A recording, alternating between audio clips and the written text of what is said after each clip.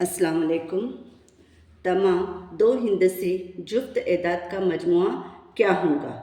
हमें पूछा गया है दो हिंदसी जुफ्त एदाद।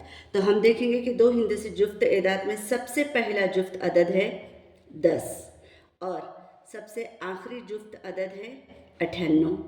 अगर 10 से लेकर 98 तक हम देखेंगे तो कुल जुफ्त एदाद की तादाद है 45। आप इसे गिनकर देख सकते हैं। तो चलिए इसको हल करते हैं। हमें मालूम करना है जुफ्त एदाद का मजमुआ। तो इसके लिए एक ज़ाब्ता है, जुफ्त एदाद का मजमुआ बराबर पहला जुफ्त अदद लेंगे जमा आखिरी जुफ्त अदद लेंगे बटे 2 और ज़र कुल एदाद। अब इसे हल कर लेंगे।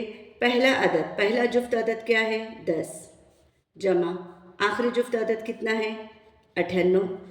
दो हिंदसी पूछा है इसलिए बटे 2 ज़र कुल जुफ्त एदाद कितने हैं हमारे पास 10 से लेकर 98 तक के? 45।